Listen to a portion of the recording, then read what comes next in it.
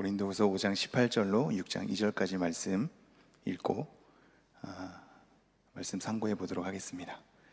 모든 것이 하나님께로서 났으며 그가 그리스도와 말미암아 우리를 자기와 화목하게 하시고 또 우리에게 화목하게 하는 직분을 주셨으니 곧 하나님께서 그리스도 안에 계시사 세상을 자기와 화목하게 하시며 그들의 죄를 그들에게 돌리지 아니하시고 화목하게 하는 말씀을 우리에게 부탁하셨느니라.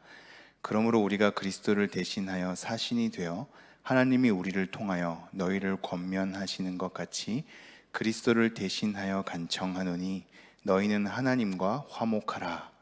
하나님이 죄를 알지도 못하신 이를 우리를 대신하여 죄로 삼으신 것은 우리로 하여금 그 안에서 하나님의 의가 되게 하려 하심이라.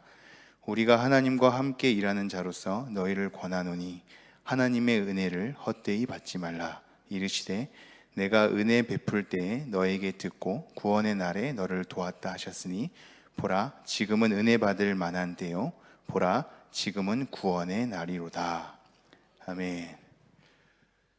고린도후서 15번째 시간을 이어가도록 하겠습니다. 우리는 지난 시간에 고린도후서를 살펴봤을 때 기억나는 말씀 중에 하나는 마음으로 하지 않고 외모로 자랑하는 자들에게 어떠한 대답을 할 기회를 주는 것을 우리는 보게 되었죠. 외모, 외적인 조건들, 어떤 율법의 형태들, 인과, 원인과 결과로 삼아서 어떠한 일을 판단하는 자들, 그 모든 자들에게 외모로 그렇게 하지 않게 되는 것이 사도의 역할 가운데 있음을 우리는 한번 확인해 보았죠. 그러면서 이런 구절이 있었습니다. 우리가 만일 미쳤어도 하나님을 위한 것이요 정신이 온전하여도 너희를 위한 것이다. 미쳤어도 하나님을 위한 것이고 정신이 온전하여도 너희, 하나님과 너희에게 유익이 되는, 그리고 영광이 되는 그런 사도적 부르심 가운데 내가 있는 이유는 하나님의 사랑이 우리를 강권하기 때문이다 라고 했죠. 어떠한 초월의 영역, 어떠한 일반적인 법칙의 영역, 이 두 가지를 다 안고 가는 것은 결국 하나님을 설명할 수 있는 방법인 동시에 너네들에게 유익이 되기 때문이다 라는 것으로, 하나님의 사랑이 나에게 사무치니, 나를 애워싸니, 그 사랑이 나를 누르니, 가둬놓으니, 그 속에서 올가 매어져 있으니 이 사랑에 내가 강권함을 받아서 미쳤어도 하나님을 위한 것이요 정신이 온전하여도 너희를 위한 것이다 라는 말씀이 있었지요. 그러면서 그 다음의 흐름이 결국 그리스도의 대속, 우리를 대신하여서 죽으신 목적, 그 목적이 무엇이냐, 이제는 더 이상 우리가 우리 자신을 위하여 살지 않고 하나님을 위하여, 또는 죽었다가 살아나신 그리스도를 위하여 살게 하려 합니다 라고 우리에게 그 말씀을 또 일러주었습니다. 우리가 구속함을 받은 것은 더 이상 우리의 삶이 우리 것이 아닌 것이고 그리스도를 위하여, 하나님을 위하여 사는 삶임을 우리에게 얘기를 하고 있지요. 그렇기 때문에 16절, 17절이 이렇게 흘러가는데요. 저번에 이 말씀을 빠르게 그냥 훑고 넘어가는데요. 오늘 간단하게 다시 한번 살펴보겠습니다. 16절 제가 읽어보겠습니다. 그러므로 우리가 이제부터는 어떤 사람도 육신을 따라 알지 아니하노라. 비록 우리가 그리스도도 육신을 따라 알았으나 이제부터는 그같이 알지 아니하노라. 나 자신을 위해서 살지 않고 죽었다가 살아나신 그리스도를 위해서 살아가는 방법이 무엇입니까? 하나님을 위해서 산다는 건 무엇입니까? 나 자신을 위해서 살지 않는다는 것은 도대체 무엇입니까? 라고 우리가 구체적으로 들어가면 사실상 그것은 전에도 얘기했듯이 우리의 일상의 소소한 모든 것이 하나님께서 요구하시는 것에 맞는 생활 방식을 취해야 한다고 했습니다. 하나님을 믿는 자녀답게, 빛의 자녀답게 하나님이 요구하시는 방식대로 우리의 삶의 습관과 삶의 소소한 일상의 결정들을 해 나가야 하는 것이겠죠. 그러한 세세한 우리의 일상을 하나님의 요구대로 따라가는 삶 안에 뭐라고 얘기하냐면, 대표적으로 이제는 육신을 따라 어떠한 사람도 알지 아니하겠다라는 겁니다.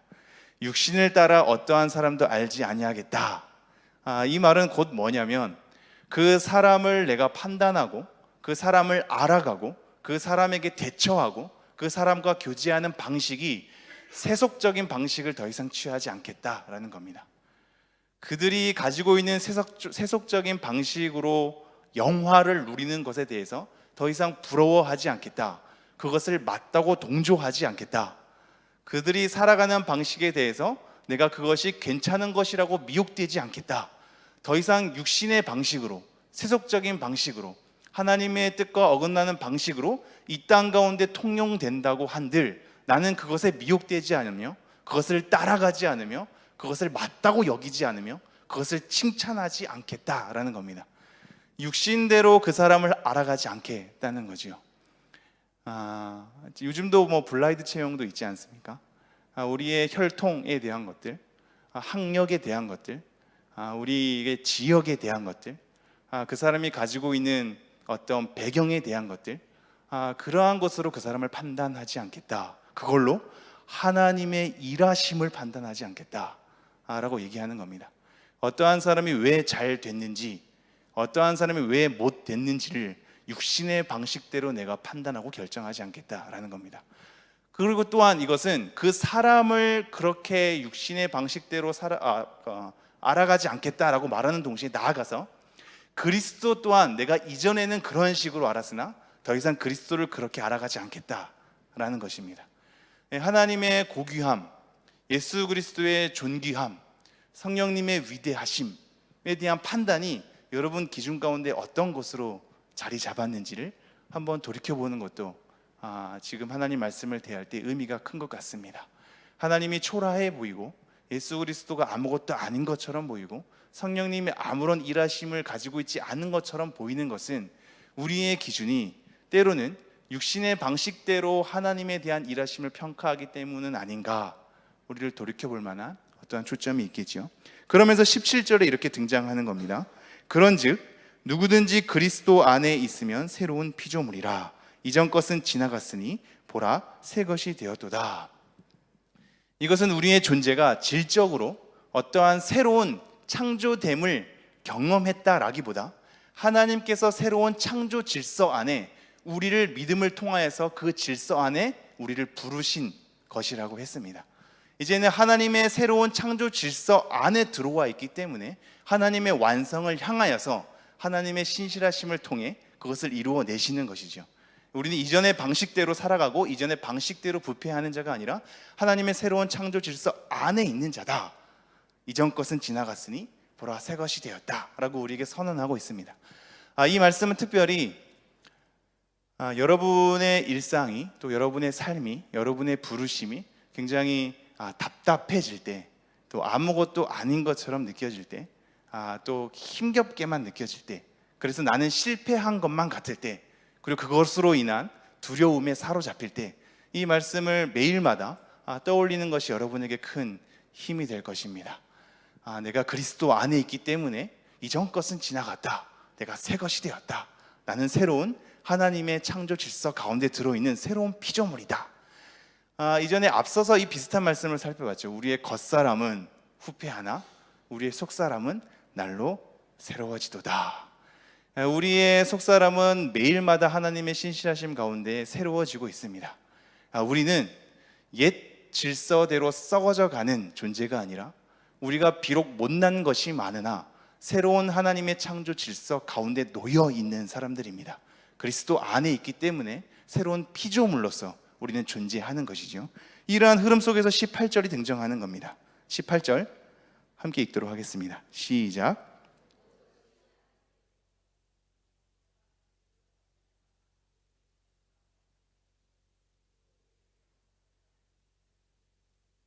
제가 다시 한번 읽겠습니다. 모든 것이 하나님께로서 났으며 그가 그리스도로 말미암아 우리를 자기와 화목하게 하시고 또 우리에게 화목하게 하는 직분을 주셨으니. 먼저 18절 말씀이 등장하는 것이 모든 것이 하나님께로서 났다라고 얘기를 하고 있습니다. 모든 것이 하나님께로서 났다. 사실상 모든 만물은 하나님으로부터 나오죠. 하나님께서 모든 것을 있게 하십니다.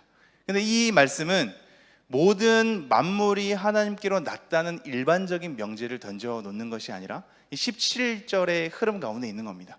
누구든지 그리스도 안에 있으면 새로운 피조물이 된다. 이 새로운 피조물, 새로운 창조 질서 가운데 노임받은 모든 존재, 이 모든 존재가 하나님께로부터 났다는 걸 먼저 강조하고 있거든요. 하나님께로부터 났다는 것을 왜 먼저 강조를 하겠습니까? 우리가 이후에도 살펴보면 하나님께서 그리스도로 말미암아 화목하게 하셨다, 화목하게 하는 직분을 주셨다, 하나님께서 그리스도 안에 계시사 세상을 자기와 화목하게 하셨다, 화목하게 하는 말씀을 우리에게 부탁하셨다, 너희는 하나님과 화목하라, 나중에 하나님의 은혜를 헛되이 받지 말라. 이제 이런 흐름 가운데 있거든요. 결국 오늘 말씀의 핵심은 사실상 하나님께서 우리에게 화목하게 하는 직분을 주셨다는 것, 그리고 이 직분은 그리스도를 대신하여서 하나의 사신으로, 그리스도의 대사라는 걸로 제목을 달았죠. 하나님께 화목하게 하는 직분을 부여받은 것은 그리스도를 대신해서 사신으로 하나님의 말씀을 전하는 직분인 건데, 이런 전하는 직분 가운데 두 가지의 메시지를 우리에게 던져주고 있죠. 하나님과 화목하라, 이게 첫 번째 메시지고, 두 번째 메시지는 하나님의 은혜를 헛되이 받지 말라, 이 두 가지 메시지인 거거든요. 이 맥락의 흐름의 강조점을 보십시오, 여러분. 여러분이 너무나 식상하리만큼 생각되는 하나님이 하셨다, 그리스도로 말미암아 이루셨다, 하나님께서 화목하게 하셨다 라는 것으로 강조되어 있습니다. 그리고 처음 등장하는 이 18절 말씀이 결국 새로운 창조 질서 가운데 노임받은 것은 다 이 모든 것이 하나님께로부터 났다라는 것을 강조하고 있거든요. 왜 이렇게 강조하고 왜 다 아는 이 내용들을 바울은 다시 한번 재차 강조를 하고 있을까요?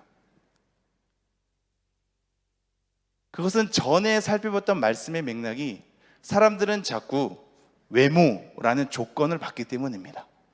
외모라는 조건을 통하여서 사도됨에 대한 판단을 했으며 하나님의 일하심에 대한 판단을 했고, 그것은 결국 복음을 어떠한 조건으로 판단하게 되는 결과에 이르렀으며 교회됨조차도 어떠한 원인과 결과에 따라서 판단하는 외적 조건을 우리의 기준으로 삼았다라는 것이 됩니다. 이것이 우리에게 주는 의미가 무엇일까요? 우리는 하나님의 은혜로 출발하고 그리스도로 말미암아 얻어진 자리를 확인하면서 어느덧 그 자리를 지나다 보면 결국 어떠한 일에 있어서 원인과 결과로 판단할 때가 많지 않습니까? 여러분 잘 생각해 보십시오. 여러분이 그러한 결과를 얻은 것은 무엇 때문입니까? 내가 왜 이러한 삶을 살게 됐지? 내가 왜 이러한 일을 겪게 됐지? 내가 왜 이러한 은혜를 입게 되었지? 라는 것을 인과관계 속에서 우리는 풀어내는데 굉장히 적응이 많이 되어 있습니다. 왜냐하면 눈에 보이는 것이 그렇기 때문입니다. 어떠한 결과가 나타난 것은 어떠한 원인이 있기 때문이죠. 그래서 그러한 결과를 추구하기 위해 우리는 어떠한 원인을 갈망하게 되죠. 그 사람이 리더자가 된 것은 무엇 때문인가? 리더자로서의 소양, 리더자가 갖춰야 되는 조건이 있기 때문이 아닌가? 라는 것으로 책이 쓰여지죠. 그 사람이 그렇게 성공하게 되는 비결이 무엇인가? 그 비결에 대한 방법론을 찾게 되죠. 여러분 생활 가운데서도 사실상 여러분이 설교를 들을 때에도 이 설교는 뭔가 실제적이다 라는 판단 속에 있으려면 구체적인 방법론을 여러분에게 얘기해야 되지 않습니까? 우리의 가족이 하나님께 복을 받는 비결, 우리가 하나님의 사람으로서 성공하게 되는 방법, 그러한 비결이나 방법을 구체적으로 나열하지 않으면 우리의 삶과 무관한 것처럼 느껴지고, 이 말씀은 굉장히 추상적인 것으로 생각을 많이 하죠. 그 방법을 듣는 것으로 우리의 위안을 삼을 때가 많습니다. 근데 문제는 그러한 방법대로 하면 똑같은 결과가 일어나냐에 대한 것이죠. 제가 청년부 예배 가운데에서 자주 거론하는 것 중에 하나인데요, 1907년에 우리나라 평양에 대부흥운동이 일어났었습니다. 여러분 많이 들어본 적 있으시죠? 그 전에는 1903년에 원산에서 대부흥운동이 일어났었고, 1901년에는 감리교에서 몇 명의 사람들이 모여서 기도회를 하게 되었습니다. 그래서 모든 것을 원인으로 삼거든요. 결국 1903년에 원산의 부흥운동은 1901년에 기도하는 그 모임 때문이었으며, 나중에 이것이 성장해서 1907년에 엄청난 대부흥이 일어난 것은 그들이 회개 운동을 했기 때문이다라는 것으로 했습니다. 그래서 2007년, 1907년에 100주년 되는 2007년에 엄청난 회개와 각성의 부르짖음이 있었죠. 그때 저는 신학생 시절이라 신학생 컨퍼런스가 있었습니다. 엄청나게 회개를 요구하고 엎드리라 그러고 막 죄를 나열하고 울며 불며 계속 고함 지르며 계속적으로 그런 컨퍼런스가 있었죠. 그 컨퍼런스를 그렇게 하게 된 이유는 딱 한 가지입니다. 1907년의 평양 대부흥 운동의 원인은 회개에 있었다라는 거죠. 제가 청년부에서도 한번 얘기한 바가 있는데요. 한 1, 2년 전에 그런 것 같습니다. 제 후배가 이것 때문에 굉장히 감명을 받은 겁니다. 그래서 신학회장인, 제 후배가 신학회장일 때 사람들을 다 모아놓고 어떤 축제가 있었는데 그때 단상에 걸어 나와서 자기의 죄를 막 나열한 거죠. 1907년에 그 부흥운동의 영상을 딱 틀어주고 갑자기 단에 서서 온갖 자기의 죄를 막 나열을 한 겁니다. 그래서 무릎 꿇고 막 우는 거예요. 이 친구의 바람은 그거였죠. 내가 이렇게 무릎 꿇고 죄를 고백하고 울면 사람들이 다 같이 울며 불며 회개하겠지. 근데 그때 분위기가 어땠는지 아십니까? 쟤 뭐야? 뭐 이런 분위기. 제가 얼른 끄집어내서 마무리하고 다 돌려보냈습니다. 이게 왜 이런 일이 일어날까요? 우리가 원인과 결과를 삼는 습성이 굉장히 뛰어나죠. 그래서 어떠한 결과를 얻어내려면 어떠한 원인이 있다는 판단 아래 그 원인을 자꾸 찾죠. 그래서 그 원인만 제공이 되면 똑같은 결과가 일어날 것이라고 생각합니다. 여기서 있어서의 문제, 가장 심각한 문제는 뭐냐면 하나님의 자리가 없어질 수 있다는 겁니다. 회개를 하는 나의 열정, 나의 열심, 무릎 꿇음, 눈물로 호소함, 죄를 하나님 앞에 다 낱낱이 고함, 이라는 것에 대한 나의 열정과 행위가 가담하게 따라 그것을 통하여서 하나님께서 어떠한 결과를 주신다라는 판단 아래 이 원인을 계속적으로 자극시키죠. 그러면 그 자극에 따라 하나님이 나에게 뒤따라오는 존재처럼 평가가 되는 거죠. 여러분, 과연 그럴까요? 1907년의 평양 대부흥 운동은 왜 생겼을까요? 우리는 수많은 것들에 대한 원인을 다 헤아릴 수 있지만 궁극적 원인은 하나님께서 주셨기 때문입니다. 우리가 지금 회개를 해도 똑같은 부흥이 일어나지 않는 것은 하나님께서 그때 그 시기에는 여러 가지 회개와 사경회와 여러 가지 그 사람들의 헌신을 하나님께서 도구로 사용해 주셔서 그러한 결과를 빚어내신 거죠. 궁극적 원인은 하나님께 있죠. 근데 우리는 하나님에 대한 궁극적 원인에 대한 엎드림보다도 우리가 뭔가를 원인으로 자꾸 해야지 결과를 만들어내는 습성이 율법적 패턴 가운데 굉장히 잘 자리 잡은 겁니다. 지금 이 고린도후서의 맥락도 마찬가지입니다. 사람들이 외모를 봤다라는 것은 바로 그겁니다. 너네가 사도로 강조를 하고 있는데 사도가 될 만한 조건과 자격이 이 정도는 있어야지 라는 것으로 바울을 고함치는 거죠. 복음과 진리라는 것은 이러한 요소가 있어야지 라는 것으로 그 사람을 다그치는 거죠. 그러한 계열 속에서 지금 바울은 뭘 얘기하냐면 계속적으로 우리보다는 하나님께 초점을 맞추고 있습니다. 여러분, 그 전에 있는 말씀을 잘 살펴보십시오. 나중에 그날에는 너희가 우리의 자랑이 되고 우리가 너희의 자랑이 된다 라는 것을 설명하지 않습니까? 우리가 이 땅에서 유지하는 장막집이 무너지면 하늘의 장막이 우리에게 임한다 라고 얘기하고 있지 않습니까? 뭔가 우리 안에 우리가 가지고 있는 한계, 우리가 가지고 있는 불의함, 우리가 가지고 있는 부패함, 이러한 연약함 속에서도 그래서 그 보배를 질그름에 담은 이 현실 속에서도 결국은 이것을 완성해요 이루시는 것은 누구냐면 하나님이다라는 걸 설명하려고 하는 겁니다. 계속 강조가 되죠. 너네가 수많은 인과관계의 그 판단 속에서 많은 것을 조건 삼아서 너네들이 원인으로 제공하나 그 모든 것은 다 틀렸다라는 것을 의도적으로 강조하는 겁니다. 물론 여러분, 성경의 수많은 구절 가운데 이런 구절들이 많이 있죠. 우리가 기도를 해야지 그렇게 얻게 되는 이 언약적 형태를 보게 됩니다. 기도로 간구해야지, 우리가 찾아야지, 문을 두드려야지 열리게 되고 찾게 되는 이 율법과의 이 원인과 결과의 조건으로 우리에게 내비치는 것들이 있죠. 근데 이것은 사실상 내가 두드렸고 내가 찾았고 내가 기도했고 내가 울었고 회개했고 때문이 아니라 그러한 행위를 하면 이렇게 해 주신다는 하나님의 언약적 관계 속에서 하나님의 그 개입이 있기 때문인 겁니다. 이것을 잊지 마셔야 합니다. 똑같은 원인으로 삼아도 하나님이 안 도와주시면 끝인 겁니다. 구하고 찾고 두드려라 라는 말씀으로 구하고 찾고 두드렸더니 안 됩니다 라고 할 수 있는 것은 하나님께서 구하고 찾고 두드리라는 그 언약적 관계 속에서 그 언약을 이루어 주셔야만 하는 겁니다. 하나님의 움직임 없이, 하나님의 개입 없이, 하나님께서 우리에게 섭리하신 것 없이 그 말씀의 문자 그대로 가지고 그렇게 막 두드리고 엎드리고 한다고 해서 우리가 우리의 열심으로 그것을 만들어낼 수 없는 것이죠. 오늘 말씀의 핵심은 거기에 있다고 보시면 됩니다. 이 외적 조건에 대한 판단 속에 수많은 사람들이 어떠한 원인과 결과로 그것을 판단하고 결정하고 그래서 사람들에게 고함치고 이러한 원인을 삼아야 한다, 이러한 원인을 해결해야 한다, 우리는 이것을 해야 한다, 그래야 리더가 되고 성공하는 사람이 되고 발전하게 되고 부흥하게 된다 라는 수많은 조건 가운데 복음이란 원래 그런 것이 아니다.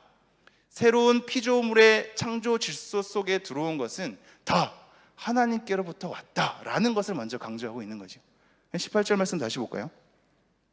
모든 것이 하나님께로서 났으며 그가 그리스도로 말미암아 우리를 자기와 화목하게 하시고 또 우리에게 화목하게 하는 직분을 주셨으니, 모든 것이 하나님께로부터 났다는 이 강조점은 그래서 지금까지 제가 설명한 패턴 가운데 중요한 패턴으로 우리에게 던져집니다. 그러면서 그가, 하나님이 그리스도로 말미암아 우리를 자기와 화목하게 하셨다라고 얘기합니다. 하나님이 그리스도로 말미암아 우리를 화목하게 하셨다. 하나님이 그리스도로 말미암아 우리를 자기와 하나님과 화목하게 하셨다라는 겁니다. 이 너무나 간단한 진리가 왜 그렇게 복잡해졌을까요? 아까도 얘기했듯이 하나님의 은혜로 출발했다가 어느덧 우리의 사고는 인본적 관계 속에서 원인과 결과를 삼는데 능숙해졌기 때문에 다시 되돌리는 겁니다.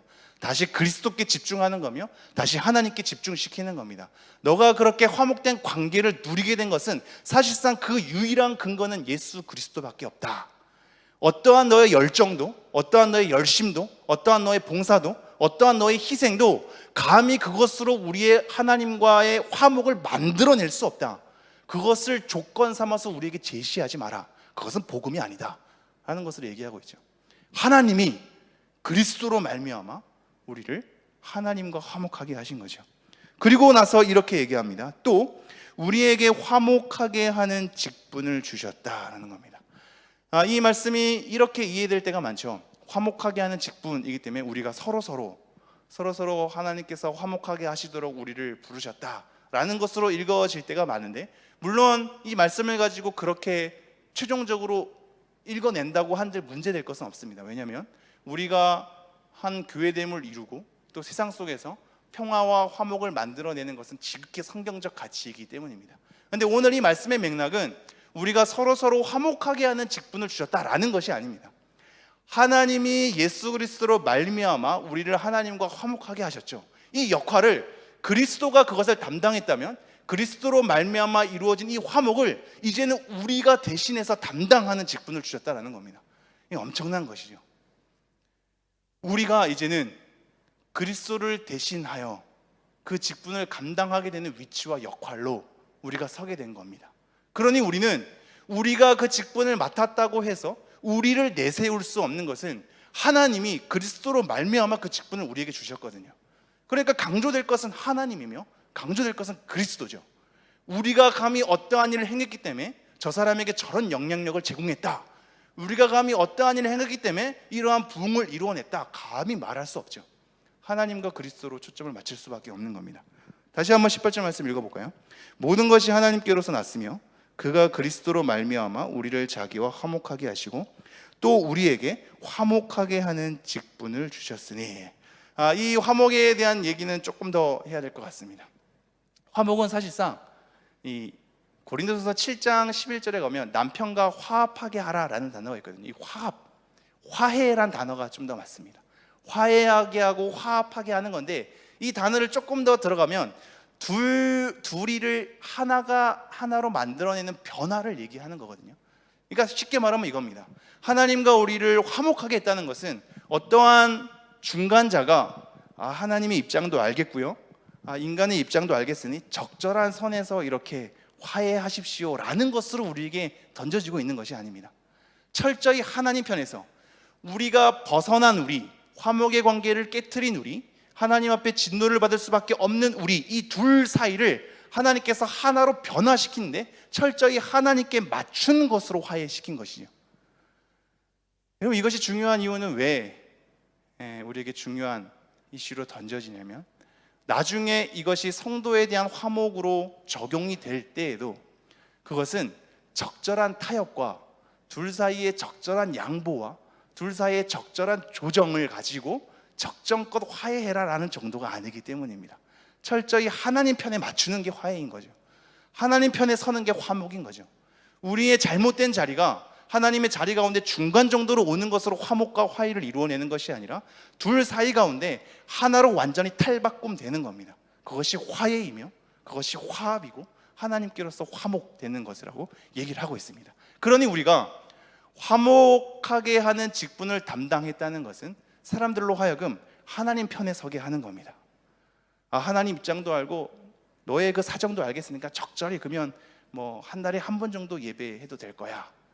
물론 상황이 안 되면 그렇게라도 드리는 것으로 출발해야겠죠. 저는 그것 자체를 뭐라고 하는 것이 아니라 적절히 그 사람의 입장과 하나님의 입장을 적절히 고루고루 다 해서 적정껏 맞춰가는 이 상태, 이 태도 자체가 이 성경과는 맞지 않다는 겁니다. 하나님 편에 확 하나님께서 원하시는 대로 그렇게 변하는 것이 화목에 대한 단어입니다.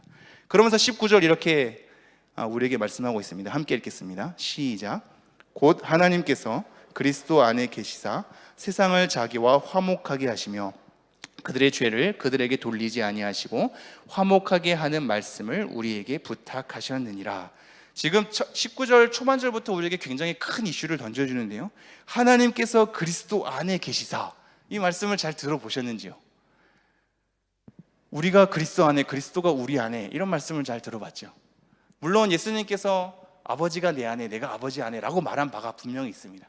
근데 서신서 가운데 하나님께서 그리스도 안에 계셨다는 표현이 굉장히 흔치 않거든요. 하나님이 그리스도 안에 계셨답니다. 하나님이 그리스도 안에 계신 겁니다. 그러니 그리스도로 말미암아 얻게 되는 화평은, 화목은 하나님께서 그리스도 안에서 이루어낸 것으로 하나님께 돌려지는 것이죠. 다시 한번 19절요. 곧 하나님께서 그리스도 안에 계시사 세상을 자기와 화목하게 하시며 그들의 죄를 그들에게 돌리지 아니하시고 화목하게 하는 말씀을 우리에게 부탁하셨느니라. 우리 로마서 5장 10절에서 11절 말씀 볼까요? 자막이 준비되어 있는데요, 함께 읽겠습니다. 시작.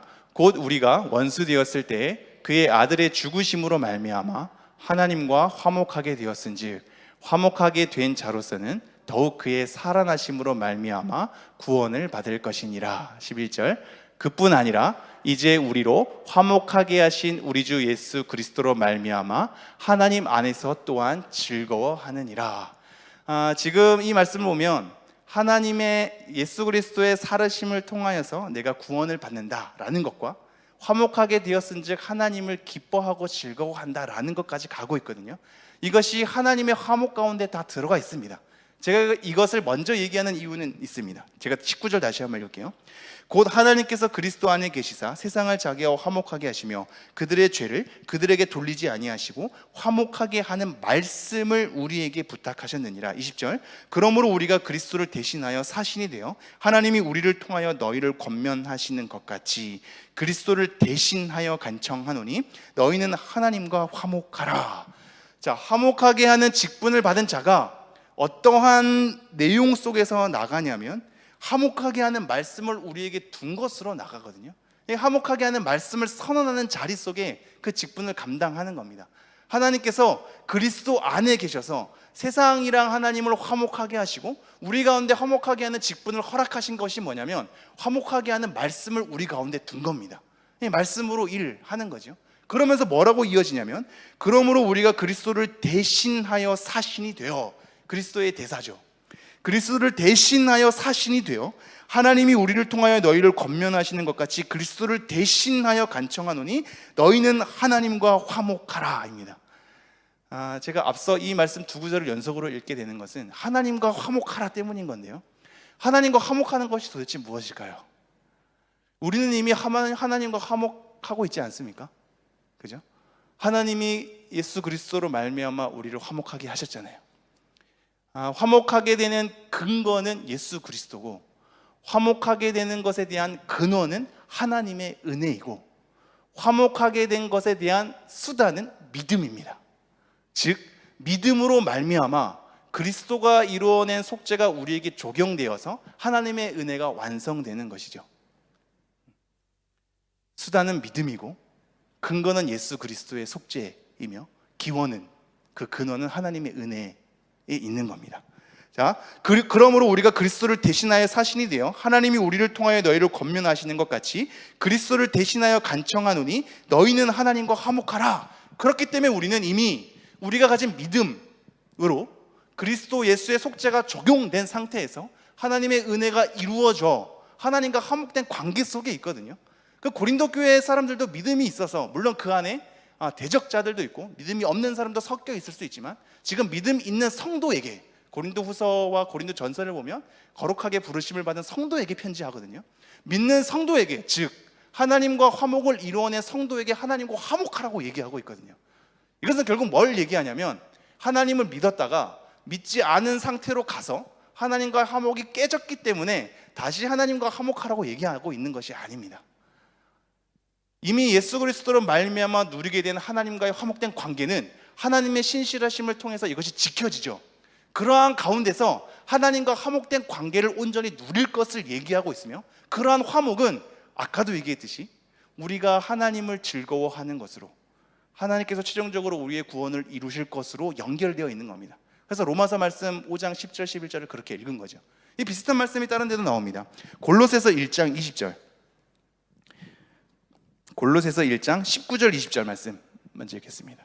함께 읽겠습니다. 시작. 하나님께서는 모든 충만으로 예수 안에 거하게 하시고, 모든 충만으로 하나님께서 예수 안에 거하게 하신답니다. 20절 시작. 그의 십자가의 피로 화평을 이루사 만물 곧 땅에 있는 것들이나 하늘에 있는 것들이 그로 말미암아 자기와 화목하게 되기를 기뻐하시니라. 모든 만물이 그리스도로 말미암아 하나님과 화목되기를 기뻐한다라고 얘기하고 있죠. 그러면서 21절 읽겠습니다. 시작. 전에 악한 행실로 멀리 떠나 마음으로 원수가 되었던 너희를 이제는 그의 육체의 죽음으로 말미암아 화목하게 하사 너희를 거룩하고 흠없고 책망할 것이 없는 자로 그 앞에 세우고자 하셨으니, 만일 너희가 믿음에 거하고 터 위에 굳게 서서 너희 들은 바 복음의 소망에서 흔들리지 아니하면 그러하리라. 이 복음은 천하 만민에게 전파된 바요 나 바울은 이 복음의 일꾼이 되었노라. 결국 복음의 일꾼이 된 배경을 쭉 설명하면서 화목하게 하는 것, 모든 만물이 그리스도로 말미암아 하나 되게 하는 것, 이것이 에베소서 1장 10절에 가면 그리스도 안에서 모든 만물이 통일되게 하려 합니다 라고 얘기를 하고 있거든요. 모든 만물이 통일되게 한다 라고 하면서 우리에게 던져지는 것이 뭐냐면, 너희로 하여금 하나님 앞에서 거룩하고 흠 없는 자가 되기를, 하나님 앞에 그러한 자로 서는 것으로 되기를 원한다 라는 말씀을 우리가 방금 읽는 거죠. 하나님께 화목한다는 얘기는 뭐냐면, 하나님을 즐거워하는 것에 있고 우리가 거룩하고 흠없는 자로 계속 하나님과 관계하는 것으로 다 통칭이 되는 겁니다. 또 다른 말씀 볼까요? 에베소서 2장 16절 읽겠습니다. 시작. 또 십자가로 이 둘을 한 몸으로 하나님과 화목하게 하려 하심이라. 원수된 것을 십자가로 소멸하시고. 18절 볼까요? 18절 시작. 이는 그로 말미암아 우리 둘이 한 성령 안에서 아버지께 나아감을 얻게 하려 하심이라. 하나님께 나아가는 관계 속에 있는 거죠. 여러분, 이것이 굉장히 건조하게 들릴 수 있으나 여러분, 지금 이 말씀 시간 가운데 하나만 한번 생각해 보십시오. 나는 지금 하나님과 화목된 관계를 누리고 있는가? 우리가 어느덧 신앙 생활을 하고 그 속에서 예배하고 봉사하면서 이렇게 해야 해, 저렇게 해야 해, 이것을 이렇게 해야 이렇게 돼, 저것을 저렇게 하면 저렇게 되지 라는 원인과 결과를 삼으면서 우리를 수없이 책찍질하느라 하나님과의 관계, 그리스도로 말미암아 화목된 관계를 누리는 누림이 여러분 가운데, 여러분의 일상 가운데 많이 있으셨는지요? 하늘을 한번 쳐다보는 것도 우리 일상에 많이 없는데, 우리를 다스리시고 우리를 화평한 관계 가운데 우리를 안아주시는 하나님에 대한 생각이 우리의 신앙 가운데 많이 있으신지요? 오늘 그것이 없다면 이 말씀 가운데 그거 하나 생각하죠. 하나님의 귀한 목적 중 하나는 화목된 관계 속에 우리를 누리게 하려 함이구나. 하나님께서 계속적으로 우리 가운데 호소하고 우리 가운데 고함치는 것은 나를 잘 써먹기 위함이 아니라 하나님 앞에 거룩하고 흠없게 서게 하고 하나님을 향하여 달려가게 하고 하나님과 더불어 교제하게 하고 그러한 화목된 관계를 누리게 하게 함이구나를 우리가 복음 가운데 명심했으면 좋겠습니다. 이곳 가운데 위로가 있고 이곳 가운데 풍요로움이 있습니다. 원인과 결과로 우리를 채찍질하게 되면 우리는 아무도 성공할 수 없고 아무도 많은 풍요로움을 누릴 수 없으며 결국엔 경쟁 관계에 서게 되고 수많은 사람들을 짓밟고서만 승리를 쟁취할 수 있는 사회관계가 될 수밖에 없을 겁니다. 하나님의 풍요로움은 그렇지 않죠. 하나님의 화목은 절대 그럴 수 없습니다. 다시 한번 21절 말씀부터 6장 2절까지 말씀 제가 읽지요. 하나님이 죄를 알지도 못하신 이를 우리를 대신하여 죄로 삼으신 것은 우리로 하여금 그 안에서 하나님의 의가 되게 하려 하심이라. 우리가 하나님과 함께 일하는 자로서 너희를 권하노니 하나님의 은혜를 헛되이 받지 말라. 이르시되 내가 은혜 베풀 때에 너에게 듣고 구원의 날에 너를 도왔다 하셨으니 보라 지금은 은혜 받을 만한 때요 보라 지금은 구원의 날이로다. 제가 정리를 하고 마치죠. 지금 이 세 구절의 말씀을 간단히 정리하면 어떠한 원인도 우리의 삶 가운데 만들어낼 수 없기 때문에 어떠한 조건도 우리의 열정과 열심으로 만들어낼 수 없기 때문에 하나님께서 그리스도를 죄로 삼으신 겁니다. 그리스도를 죄로 삼았다는 표현을 우리는 기억해 두셔야 합니다. 그리스도를 죄로 삼으신 겁니다. 죄로 삼으신 것은 하나님 앞에 우리가 하나님 안에서 의가 되는 목적 때문입니다. 그 목적은 우리의 어떤 열정과 어떠한 진심과 어떠한 봉사와 어떠한 헌신으로 만들어낼 수 없는 겁니다. 그러니 그러한 조건과 원인을 다른 사람에게도 권유하면 안 되죠. 그리스도를 바라보게 해야 되고 하나님을 바라보게 해야 합니다. 그러한 가운데 이제는 그렇기 때문에 은혜를 헛되이 받지 말라고 얘기하고 있죠. 지금은 하나님께서 이 은혜 받을 만한 때요라고 할 때 이 은혜는 사실상 원어에는 없는 단어거든요. 이게 이사야 말씀 49장을 우리에게 인용한 건데 거기에도 은혜란 단어는 없습니다. 받는다라는 단어가 있거든요. 수용이라는 단어입니다. 그럼 뭐냐면 하나님께서 받을 만한 때, 하나님께서 구원을 베풀어 주시는 날입니다. 그러니까 하나님께서 우리에게 은혜를 베풀어 주시고 그것을 마감하는 그 순간 그 은혜를 온전히 하나님으로부터 올바로 받아야지 헛된 것으로, 헛된 조건으로, 헛된 원인과 결과를 삼아서 하나님의 은혜를 그릇들이지 말라라고 우리에게 얘기하고 있습니다. 여러분, 여러분의 신앙생활에 활력이 어디서 나오는지요? 어떠한 조건을 채우는 데서 오신다면 그 조건을 채우지 않는 데에서 갈증이 생길 겁니다. 어떠한 원인을 삼는 데에서 기쁨과 즐거움을 삼으셨다면 그 원인을 행하지 못한 데에서 우리는 절망과 낙심을 맛보게 될 것입니다. 하나님은 율법, 조건, 원인과 결과로서 우리가 화평된, 화목된 관계를 누리도록 우리를 초청하지 않았고 오직 하나님의 은혜로 그리스도로 말미암아 믿음을 통하여 우리에게 부여해 주신 겁니다. 그러한 화목된 관계 가운데 여러분이 그 화평을 누렸으면 좋겠습니다. 로마서 5장 1절에 가면 하나님께서 주신 화평을 누리라 라고 번역이 되어 있거든요. 하나님과의 화목을 기억해 주십시오. 그리스도로 말미암아 이루어진 하나님과의 화목이 우리 가운데 펼쳐졌음을, 그래서 더욱더 거룩하고 흠이 없게 하나님 앞에 서야 하며 하나님을 향해 그 은혜에 따라 걸어가는 우리 모두가 되었으면 좋겠습니다. 기도하겠습니다.